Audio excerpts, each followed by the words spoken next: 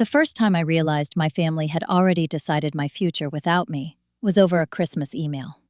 Not a fight, not a confrontation, just an email titled Holiday Updates, sent at 6:12 a.m. while I was on my way to work, coffee cooling in the cup holder, radio murmuring about traffic on I-85. Halfway down, between the menu planning and the guest list, was one sentence that didn't belong. We finalized the transition plan for the house and the company, so everything will be settled by January. The house, the company, our family business. The one I'd been working in since I was 23. My name wasn't mentioned once. I'm Claire Holloway. I was 32 that winter, living in Charlotte, North Carolina, renting a townhouse 10 minutes from the office where I worked as operations manager for Holloway Custom Interiors. The company had been founded by my parents 30 years earlier, and for the last decade, I'd helped keep it alive. I didn't reply to the email. That was the first decision I made differently. Growing up, I'd learned early that silence was safer than resistance. My older brother Mark had a temper and opinions. My younger sister Jenna had charm and tears. I had efficiency. I fixed problems quietly. I filled gaps. I stayed late.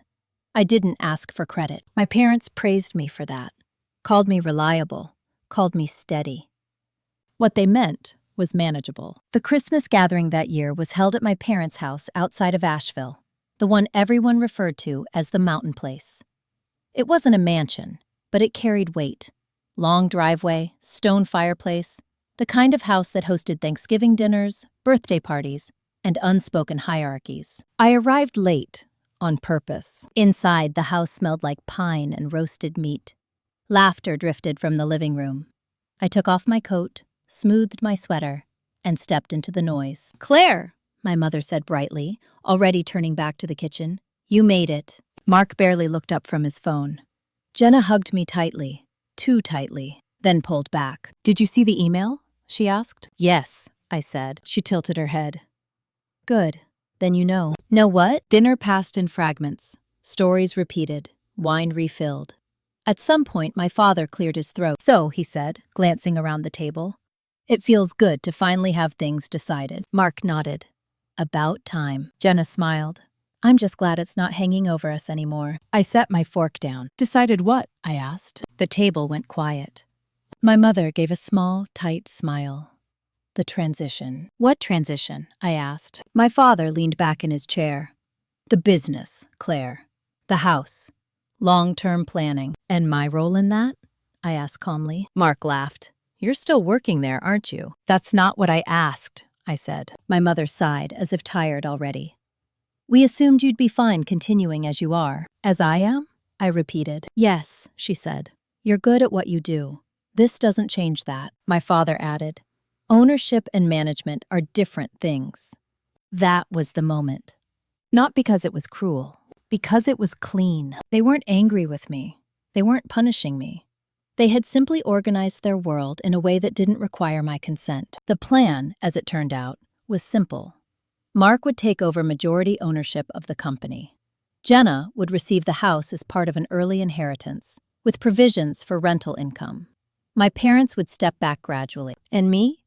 I would remain an employee, a valuable one, a trusted one, but not an owner. I didn't argue. I didn't raise my voice. I nodded once and said, "I see." That night, I lay awake in the guest room, staring at the ceiling fan as it cut slow circles through the dark.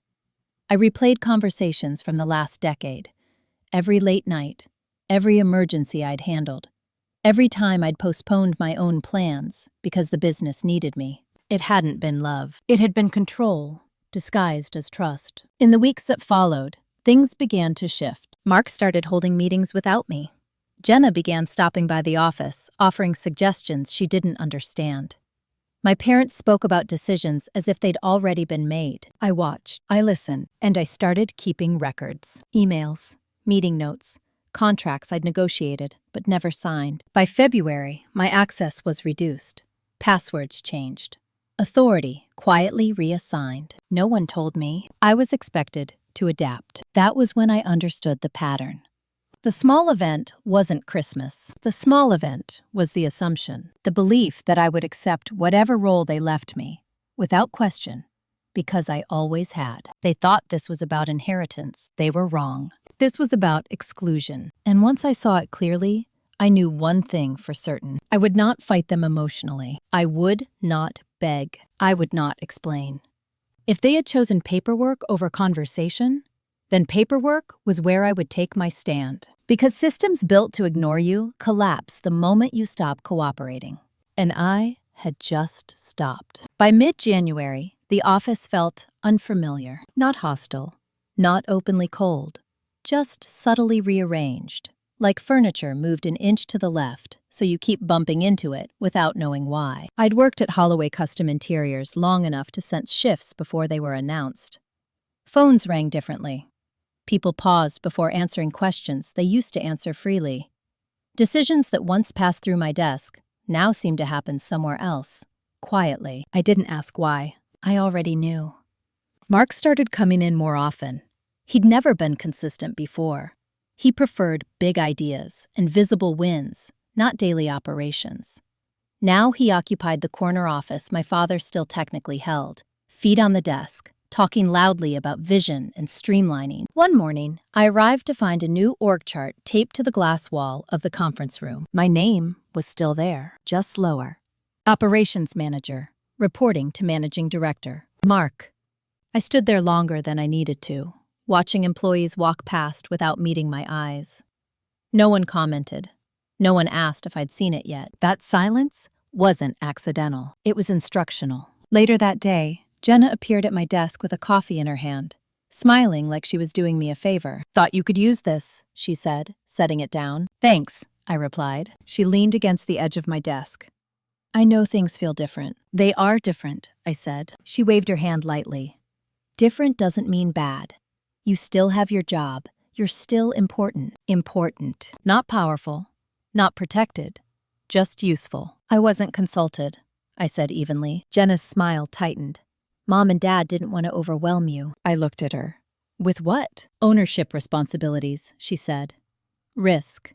Stress." I almost laughed. I'd been carrying the risk for years, just without equity. That afternoon, I checked the shared drive and found several folders restricted. Files I'd created, vendor contracts I'd negotiated, forecasts I'd built, read-only access. That was new. I sent a single email to Mark. Subject: Access clarification. Short. Neutral. No emotion. He didn't respond. The response came instead from our father, 2 days later, calling me into his office. He didn't close the door. That detail mattered. "We're just realigning," he said. "Nothing personal." "I've lost access to core systems," I replied. "You don't need them for your role," he said. "My role hasn't changed," I said. He folded his hands together. "It has, Claire. We just didn't want to make it a big thing." I nodded slowly. "You didn't think I'd notice," I said. He sighed. "We thought you'd understand." That word again. Understand meant accept. "I need to know where I stand," I said. "You're part of the team," he replied. That wasn't an answer. I left his office without another word. That night, I sat at my kitchen table with my laptop open, pulling up personal backups I'd made years ago, without much thought.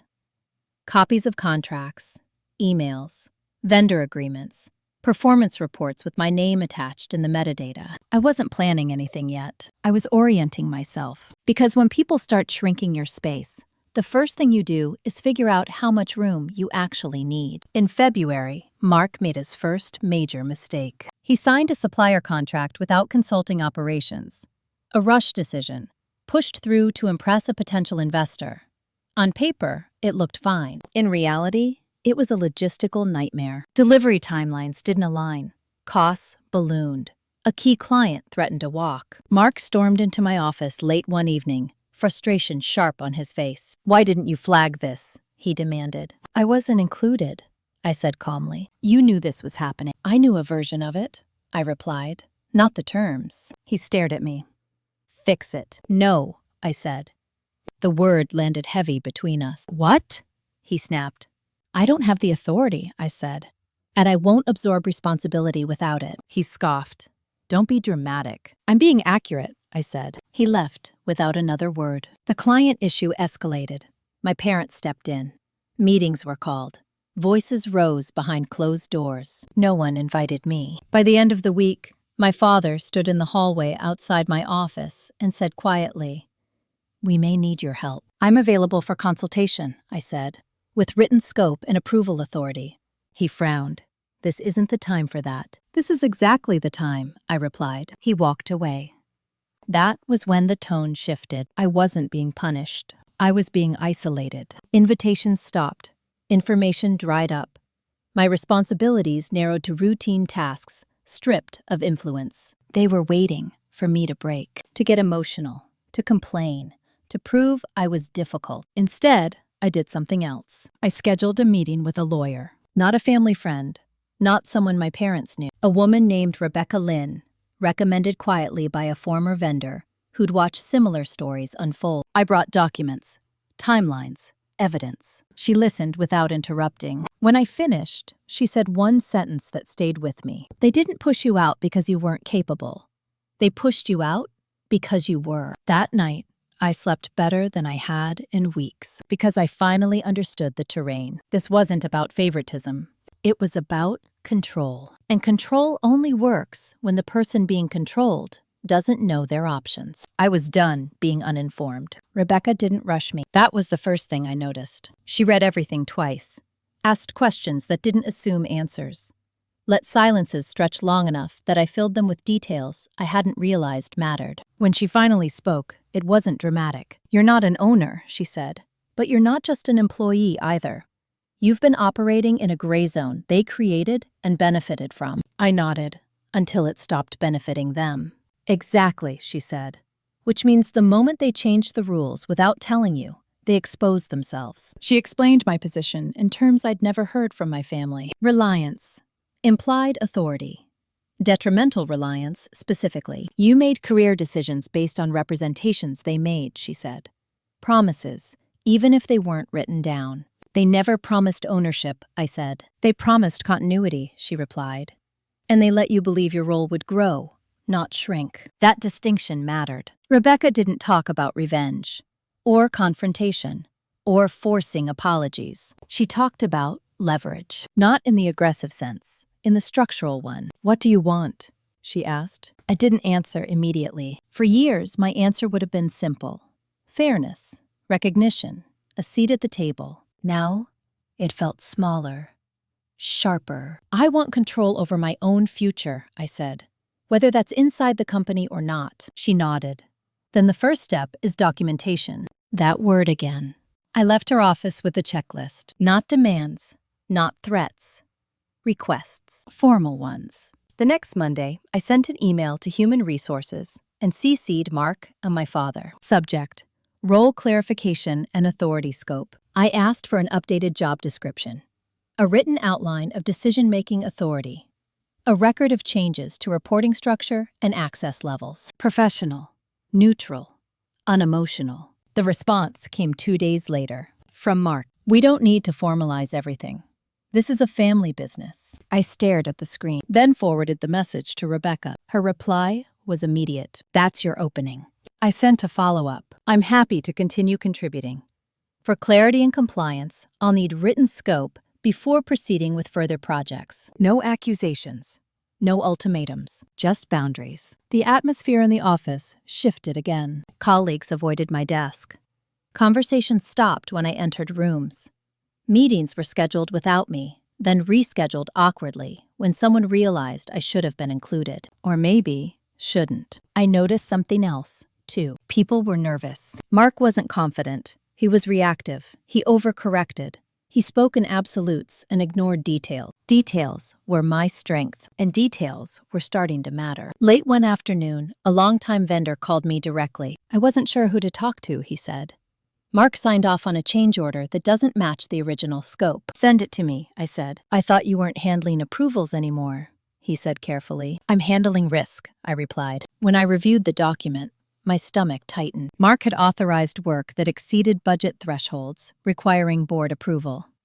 The board didn't exist formally, which meant my parents were still legally responsible. I flagged it in writing and forwarded it to my father with a simple note. "This exceeds authority limits per prior agreements." He called me 10 minutes later. "You didn't need to escalate this," he said. I didn't escalate, I replied. I documented. You're making things harder than they need to be. No, I said.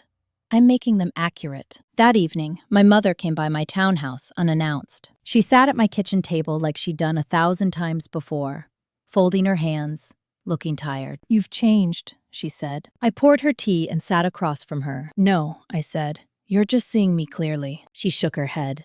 This isn't how families work. This is how systems work, I replied.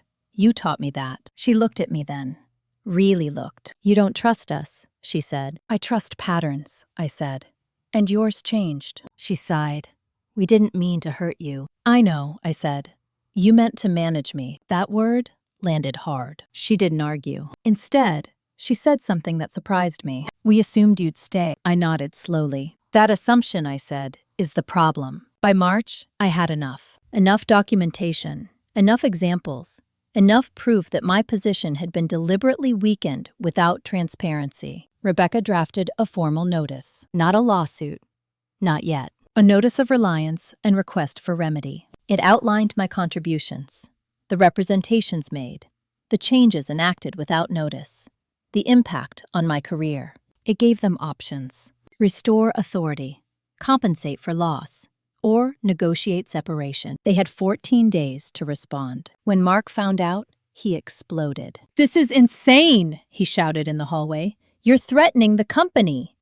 I'm protecting myself, I replied calmly. You're tearing the family apart. I looked at him, truly looked at him, and felt something settle. No, I said. I'm stepping out of the part you wrote for me. That night, I sat alone, rereading the notice before it was sent. My name at the top.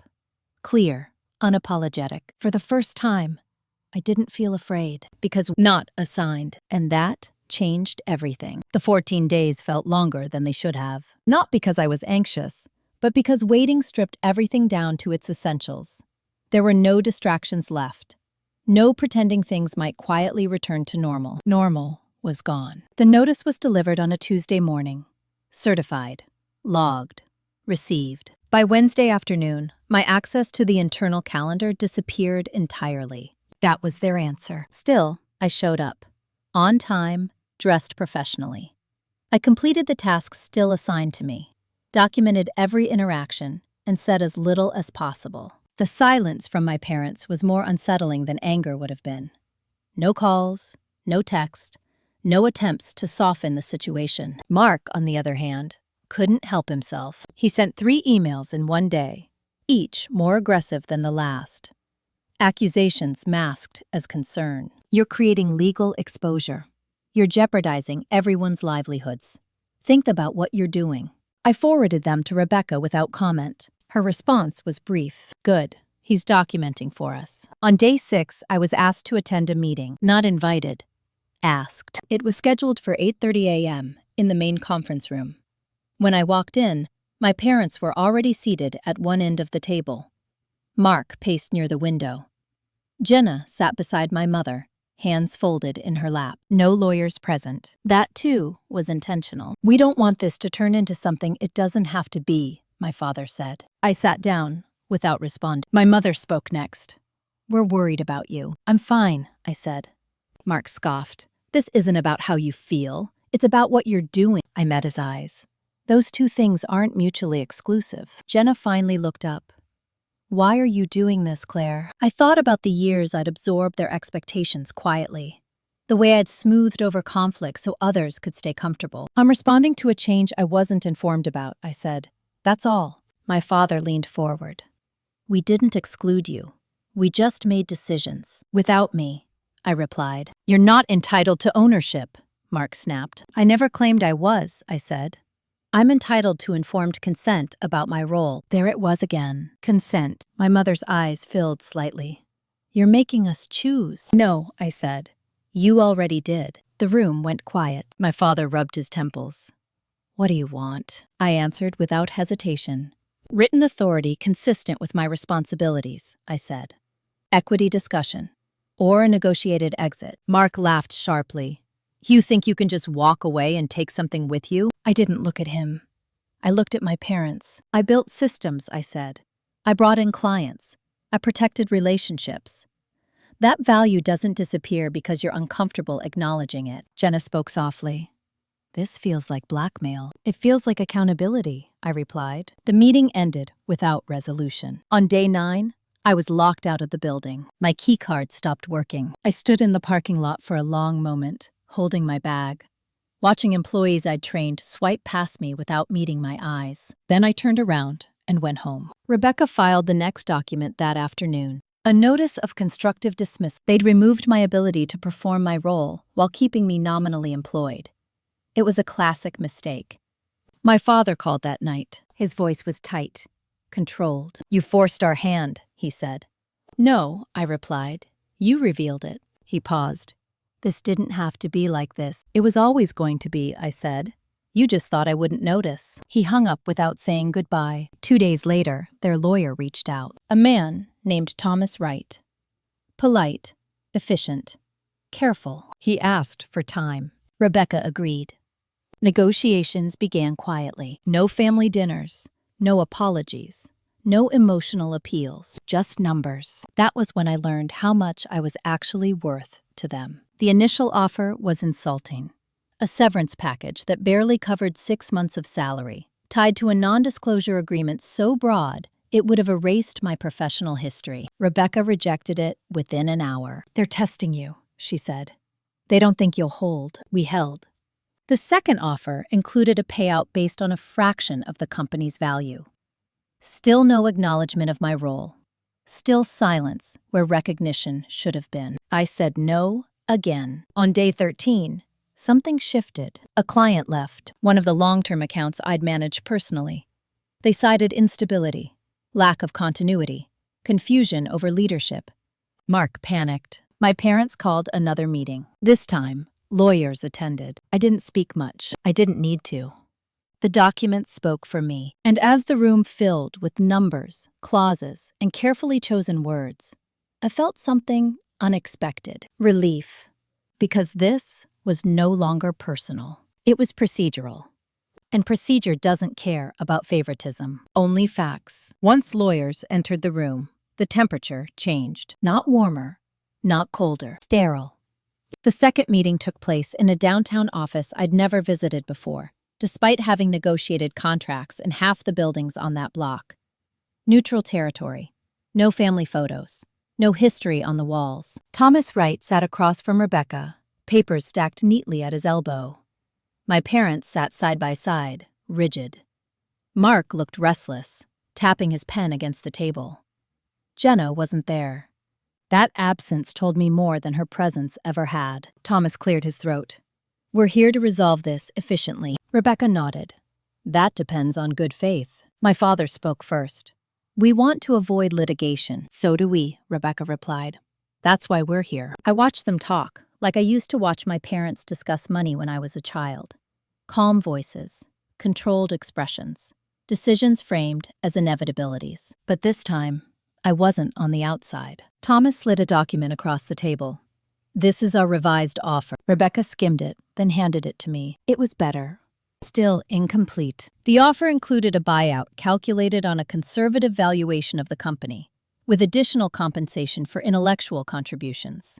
No equity transfer. No admission of wrongdoing. A clean separation. I didn't react. Instead, I asked a question. "What happens to my clients?" I said. Mark looked up sharply. "They stay with the company." I met his eyes. "All of them?" Thomas interjected smoothly. "The company retains existing contracts, except those with personal service clauses," Rebecca added. Silence. I'd negotiated those clauses myself, years ago, for flexibility, for protection, for continuity. Thomas shifted. "Those clauses are open to interpretation." Rebecca smiled slightly. "They're not." My father finally looked at me. "Are you planning to take clients with you?" "I'm planning to honor the agreements in place," I said. "As written." Mark slammed his pen down. "This is sabotage." "No," I said calmly. "This is structure." The meeting recessed for 15 minutes. In the hallway, my mother approached me quietly. "I don't understand why you're doing this," she said. "I know," I replied. She hesitated. "We raised you better than this." That one stung. Not because it was cruel, because it was familiar. You raised me to be careful, I said. That's what I'm being. Back inside, negotiations resumed. Rebecca pushed for acknowledgement of my operational role, for a neutral reference, for the removal of the non-disclosure clause related to internal process. Thomas resisted. My father avoided my eyes. Mark grew increasingly agitated. Then Rebecca did something I hadn't expected. She slid a folder across the table. Inside were emails, my emails, vendor negotiations, crisis resolutions, messages where my parents deferred decisions to me, relied on my judgment, praised my leadership, documented reliance. Thomas's expression changed. He looked at my father. Did you know about this? He asked quietly. My father didn't answer. Mark leaned back, suddenly pale. Rebecca spoke evenly.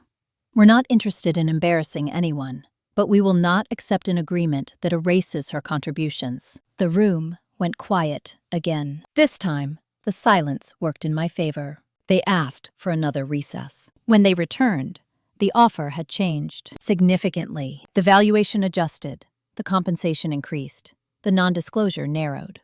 A formal acknowledgement of my role added, carefully worded but undeniable. Still no apology. I didn't need one. I'll need time to review, Rebecca said. Of course, Thomas replied. As we gathered our things, my father finally spoke to me directly. You're leaving, he said. Yes, I replied. And that's it? I paused. That's the consequence, I said, not the punishment. He nodded slowly, like someone absorbing a loss he'd refused to anticipate. Outside, the air felt lighter, not because I'd won, because I'd stopped pretending this was about belonging. Rebecca walked me to the elevator. You did well, she said. I didn't say much, I replied. You didn't need to, she said. You let the system speak. That night, alone in my townhouse, I opened a blank document on my laptop. Not a resignation letter, a plan. Because leaving wasn't the end. It was the beginning of something I hadn't allowed myself to imagine yet. And for the first time since that Christmas email, I felt something solid settle into place. Not anger, agency. The agreement took 3 weeks to finalize. 3 weeks of edits, red lines, careful language, and quiet recalibration. 3 weeks where my parents stopped calling entirely. Mark avoided my name in conversations I overheard through mutual contacts, and Jenna sent a single text that said only, I hope you're okay. I didn't respond, not out of spite, out of clarity. Rebecca advised patience. Let them finish adjusting to the idea that you're serious, she said. People behave differently once they realize you're not bluffing. She was right. By the time the final draft arrived, the tone had shifted. Less defensive, more resigned. The company's counsel no longer tried to minimize my role. They framed the separation as strategic, mutually beneficial. Language matters. I signed on a Thursday morning, sitting alone at my kitchen table. The document was thick. Tabs marked key sections. My name appeared dozens of times, spelled correctly, treated carefully. I signed slowly, not ceremonially, deliberately. Once the last page was executed, Rebecca sent confirmation to their counsel. The transfer would occur within 10 business days. Funds wired. Access terminated formally. Non-compete limited in scope and geography. Clean. That afternoon, I returned my company laptop. Not in person, by courier. I included a short note. Returning company property, per agreement. Wishing you continuity. No emotion. No subtext. Just closure. The following Monday, I woke up without an alarm. For the first time in years, there was nowhere I was required to be. The absence felt strange at first. Too open, like a room without furniture.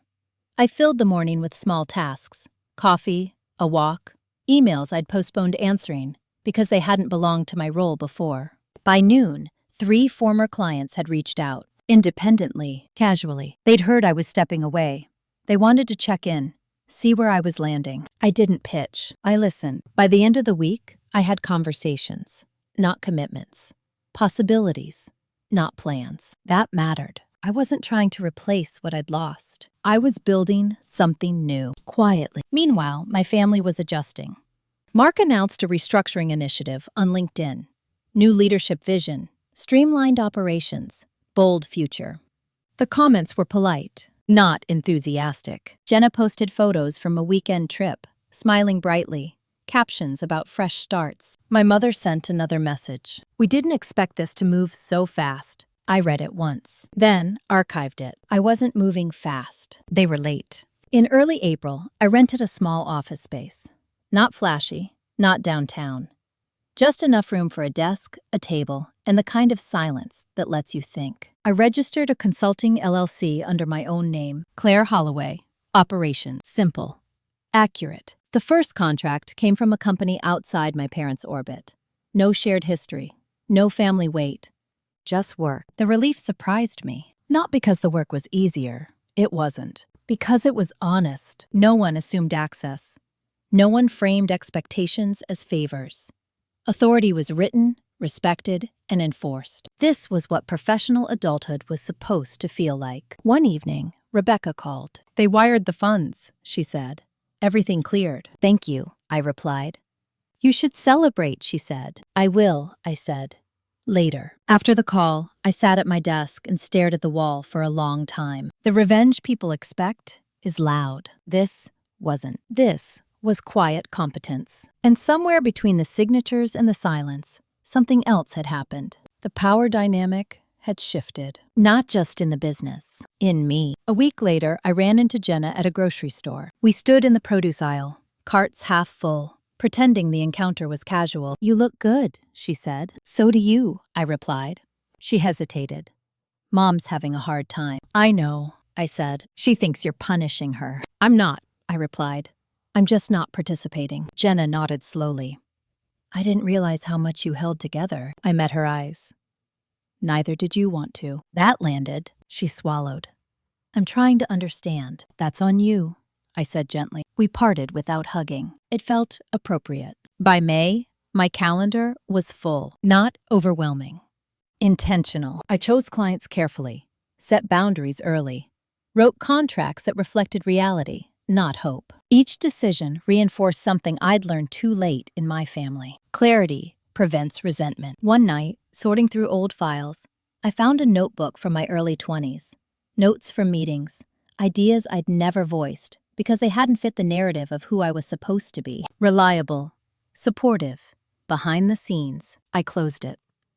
That version of me had done her job. She'd gotten me here, but she wasn't needed anymore. The fallout wasn't over yet. I could feel it. The quiet before another adjustment. Because when people lose control they believed was permanent, they rarely accept it gracefully. And my family was still learning that I wasn't coming back. The call came from Mark on a Friday afternoon. I recognized the number immediately and let it ring once before answering. Not to assert dominance, to remind myself that I was choosing this. Claire, he said, too quickly.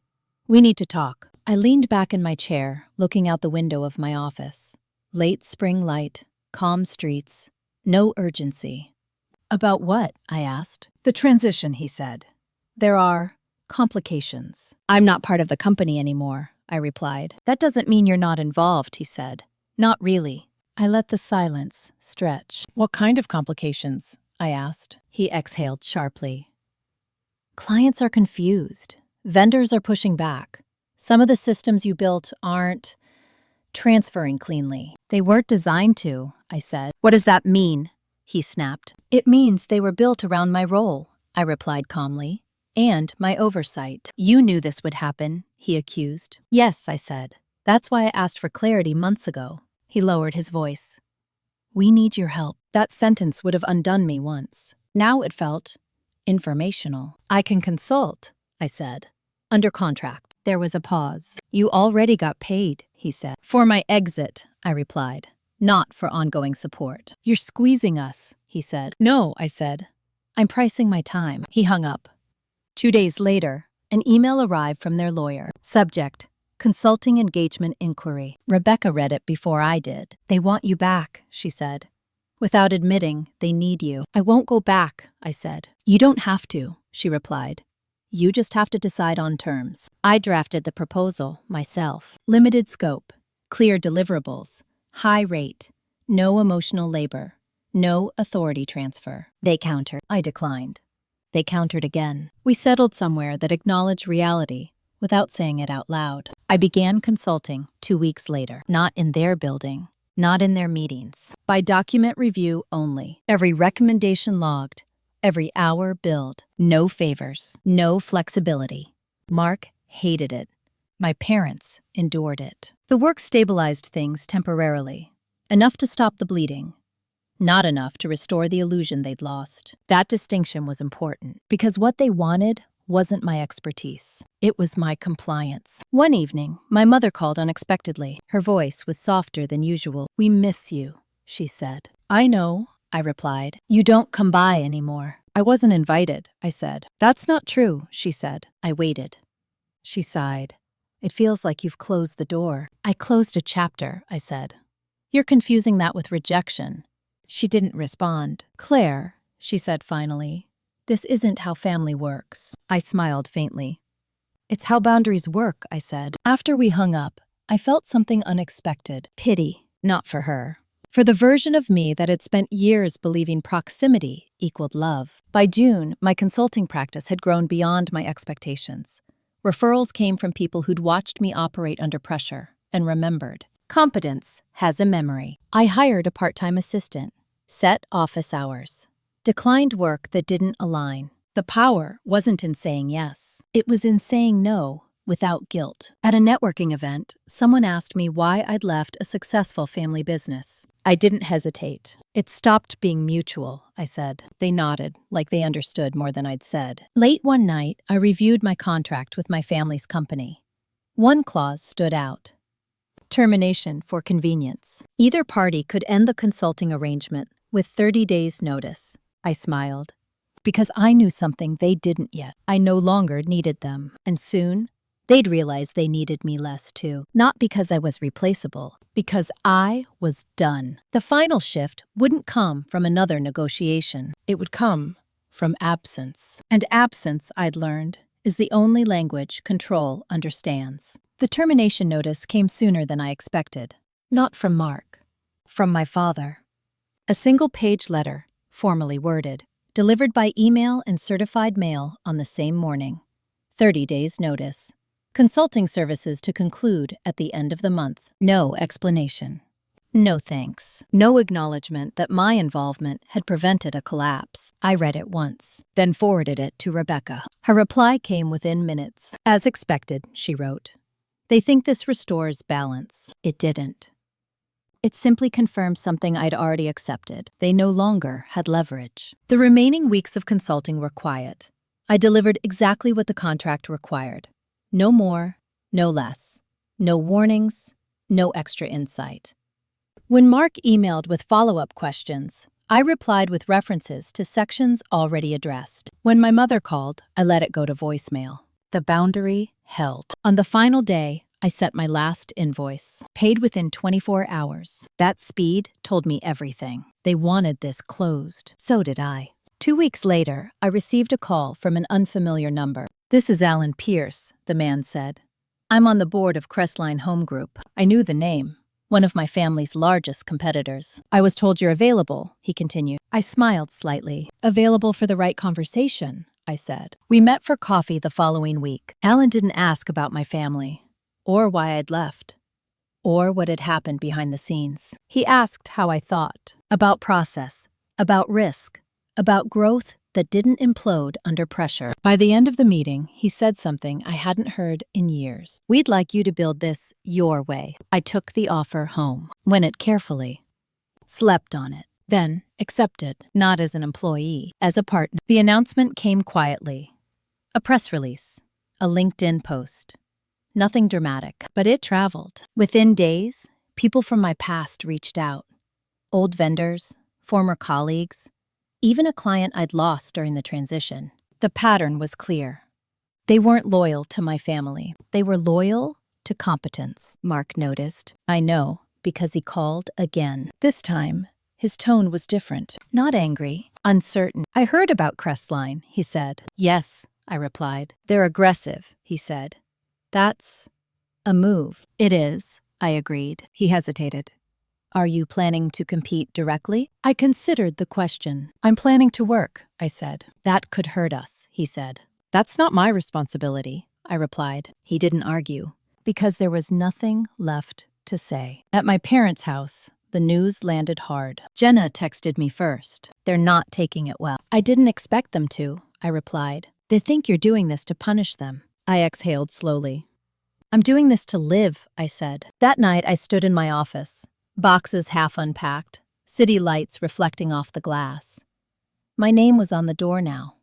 Literally. Claire Holloway, partner, strategic operations. I thought about that Christmas email, the one sentence that had started everything. I understood it now for what it was, not betrayal. Exposure. They'd shown me who they were when they thought I wouldn't push back, and I'd believed them. The revenge wasn't becoming their rival. It was becoming unmanageable, uncontrollable, unavailable for manipulation. The final realization came quietly. They hadn't lost me because I was difficult. They'd lost me because I was done being small. The first real consequence didn't come from my family. It came from the market. Crestline moved fast, faster than I expected, and certainly faster than my parents' company was prepared for. Not recklessly, but decisively. Alan understood something my father never had. Stability isn't about holding everything in place. It's about knowing what can move without breaking. My role wasn't public-facing. That was intentional. I worked behind the scenes, restructuring workflows, renegotiating supplier terms, tightening margins without squeezing people until they snapped. The same skills I'd used for years. Just this time, I was credited for them. Within 2 months, Crestline landed a contract my parents' company had been courting for nearly a year. A regional hotel renovation. High visibility, tight timeline. I knew the client, not personally, but structurally.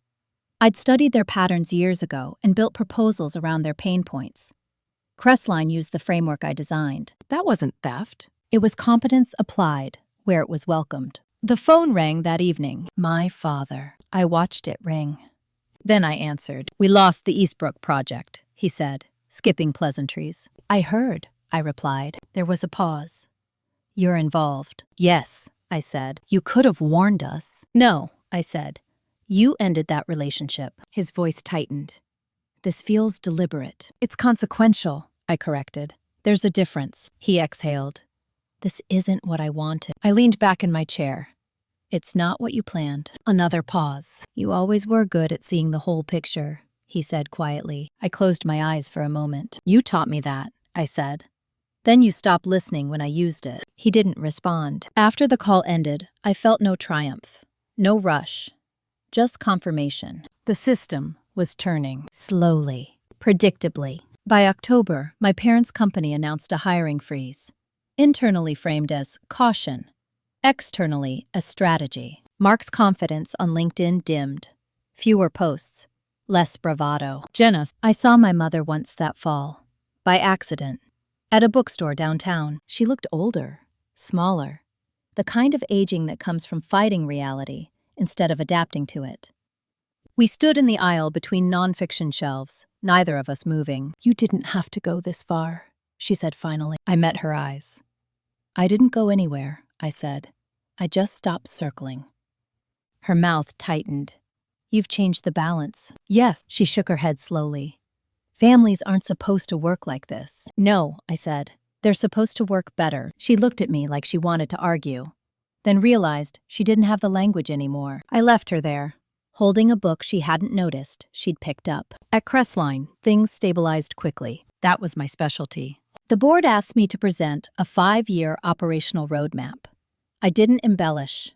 I didn't promise miracles. I showed them systems. Accountability, redundancy, transparency. When I finished, Alan smiled. This, he said, tapping the table, is what sustainable leadership looks like. I felt something loosen in my chest. Not pride. Validation. The kind that comes when your work speaks without you having to translate it. In November, Jenna called again. They're talking about selling, she said. The company? I asked. Yes. I absorbed that, quietly. That might be wise, I said. She laughed weakly. You always say things like that. Because they usually are, I replied. She hesitated. Do you feel bad? I considered the question honestly. No, I said. I feel finished. That night, I thought about how revenge is often misunderstood. People imagine it as destruction. But the most effective kind doesn't require you to touch what hurt you. It requires you to build something so solid that what hurt you becomes irrelevant. By December, my parents' company quietly entered talks with a private equity firm. Minority stake, advisory oversight, control diluted.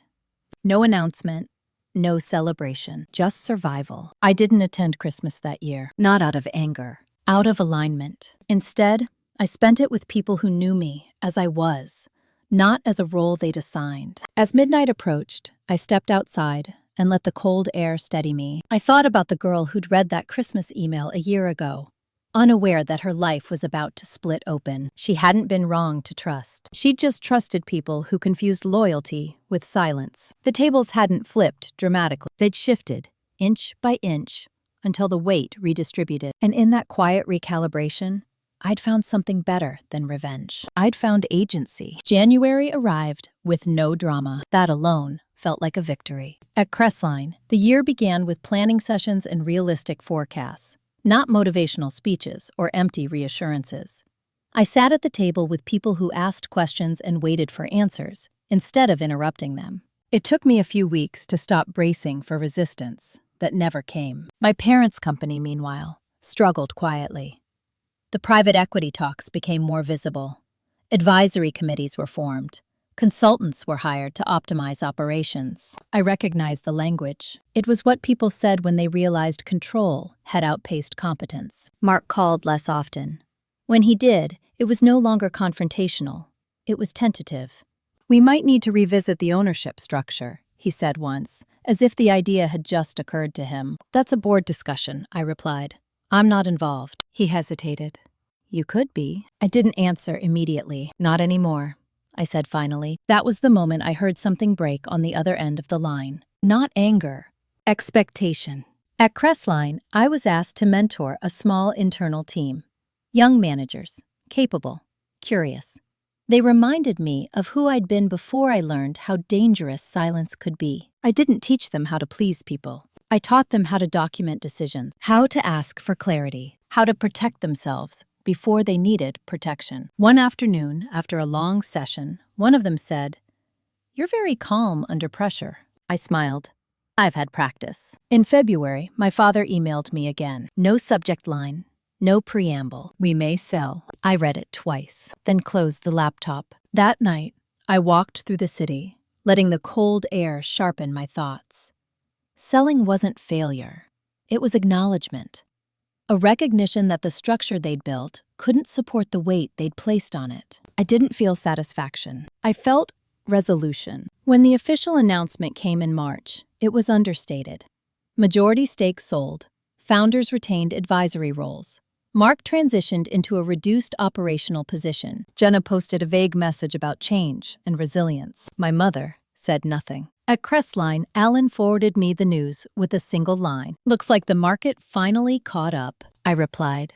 "It always does." Later that week, I received an invitation. A family dinner. No holiday, no occasion, just a request. I considered it longer than I expected, then declined. "I wish you well," I wrote. "I'm not available." No anger, no explanation. Just accuracy. That weekend, I sat at my desk, reviewing a contract that would expand Crestline's reach into 2 new states.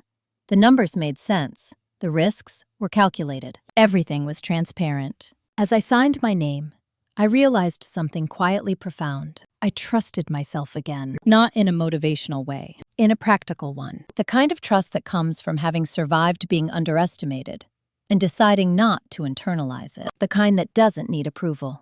The final piece fell into place one evening when Jenna called unexpectedly. "I didn't think it would end like this," she said. "It didn't end," I replied. "It changed." She was quiet. "Do you ever wish you'd stayed quiet?" I didn't hesitate. "No," I said. Silence was costing me too much. She exhaled slowly, like someone realizing something too late to fix it. When the call ended, I sat in the quiet of my apartment, city humming outside, and felt something settle completely. The revenge wasn't public. It wasn't cruel. It was structural. I hadn't taken anything from them. I'd just stopped giving myself away. By April, the story had stopped belonging to my family. That was how I knew it was almost over. At Crestline, my work shifted from repair to growth. We weren't reacting anymore. We were choosing. expanding selectively, turning down projects that looked impressive on paper but would fracture the system 6 months later. That kind of restraint felt unfamiliar at first. Then, it felt powerful. One morning, Alan asked me to join him for a walk instead of a meeting. We circled the block slowly, traffic humming around us. "You know," he said, "when I first heard about you, people described you as quiet." I smiled faintly. "I am." "They meant compliant," he said. "But that's not what I see." "No," I agreed. "It isn't." He stopped walking. "I want you to take the lead on the Midwest expansion." I didn't rush to answer, not because I was unsure, because I was choosing. "Yes," I said, finally. At the same time, my family was unraveling in quieter ways. The sale changed everything. Power redistributed. Influence diluted. The roles my parents had spent decades protecting no longer mattered the way they used to. Mark struggled the most. Without control, his confidence collapsed inward. He drifted from project to project, his authority now borrowed instead of assumed. Jenna adapted better. She always had. She found meaning in proximity to whoever held the reins. My mother withdrew. That withdrawal reached me in an unexpected way. A letter, handwritten, short. "I don't know who I am without the family structure I protected. I'm trying to understand." No accusations, no pleas, just honesty. I read it twice. Then I placed it in a drawer. Understanding isn't a bridge unless both sides are willing to walk. In May, I ran into my father at a charity event. We hadn't planned it. We hadn't spoken in weeks. He looked at me across the room, hesitated, then approached. "You seem well," he said. "I am," I replied. He nodded. I wish I'd handled things differently. I studied his face. Older now, softer, less certain. "I wish you'd listened," I said. He didn't argue. That was new. We didn't talk long. There was nothing left to negotiate, and that was enough. Later that month, Crestline announced the expansion publicly. My name appeared in the press release, not as a footnote, not as support, as leadership. Messages flooded in. Congratulations, recognition, invitations.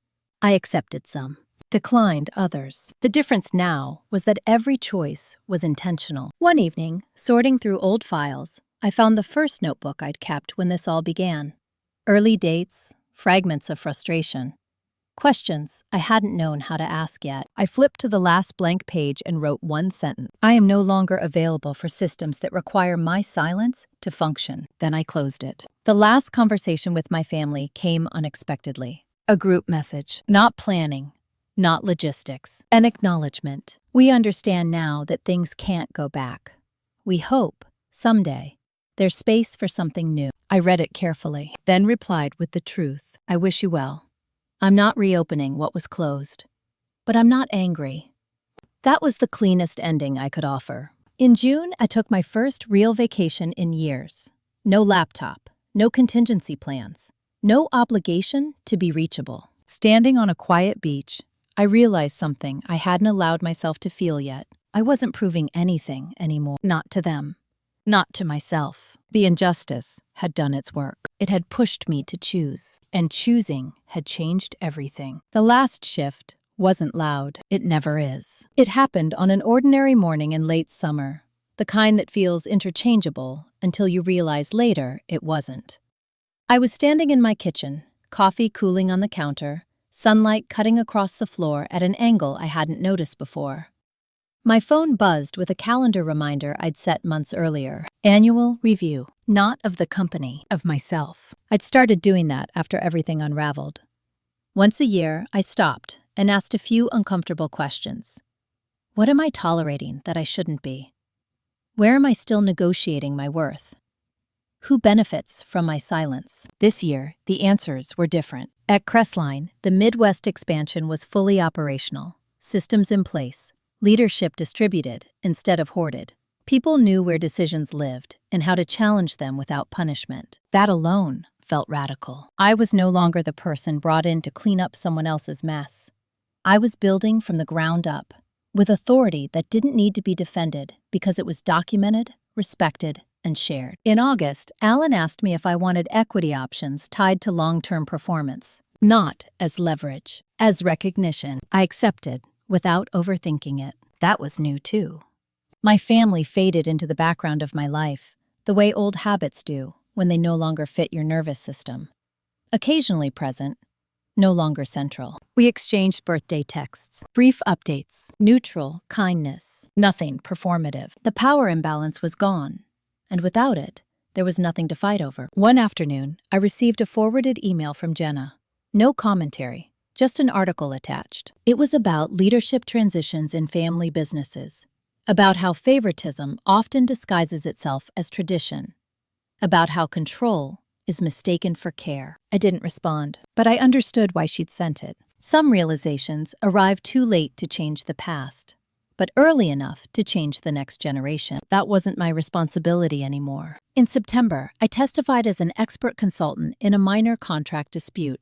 Nothing dramatic, just facts, timelines, documentation. Afterward, the judge thanked me for clarity. Clarity. That word followed me home. For years, I'd been accused of being cold, distant, difficult. What they'd really meant was inconvenient. Clarity threatens systems built on ambiguity. It exposes who benefits and who absorbs the cost. The memory that returned most often wasn't the Christmas email, or the termination notice, or even the sale of the company. It was a smaller moment. Me sitting at that conference table months earlier, being told my role was supportive, not strategic. I remembered how quiet I'd been, how still. How everyone had mistaken that stillness for submission. I hadn't raised my voice. I hadn't defended myself. I'd simply stopped participating. That was the moment everything changed. Not because I left, but because I withdrew consent. By October, my life felt spacious. Not easy, but aligned. I slept better. I said no faster. I said yes without rehearsing at first. And for the first time, I understood something that used to confuse me. Love that requires you to disappear is not love. It's management. The final closure came unexpectedly, the way truth sometimes does. A message from my father. I'm proud of you. I didn't know how to say that before. I stared at the screen for a long time. Then I replied, thank you, nothing more. No reopening. No rewriting. Some acknowledgments arrive after the damage is done. They matter, but they don't obligate you to return. That night, I sat at my desk and looked around the room. The quiet hum of a life built intentionally. No one pulling strings behind the scenes. No invisible contracts. Just choice. I thought about the women who would hear this story. The ones who recognize the slow erosion of self inside families, marriages, workplaces that demand loyalty but punish autonomy. If you're listening to this and something feels familiar, here's what I learned the hard way. You don't need to prove your value to people who benefit from you doubting it. You don't need to explain your boundaries to those who cross them. And you don't need to destroy anything to reclaim your power. Sometimes the most devastating revenge is becoming unreachable to manipulation, unavailable to control, unwilling to be small. If this story resonated with you, if you've ever been excluded, minimized, or quietly erased by people who claimed to love you, you're not alone. Share your thoughts in the comments. Like the video if you stayed until the end. Subscribe if you want more stories about justice, karma, and choosing yourself when the world expects your silence. Because the moment you stop explaining who you are to people who refuse to see you, the tables turn, and they don't turn back.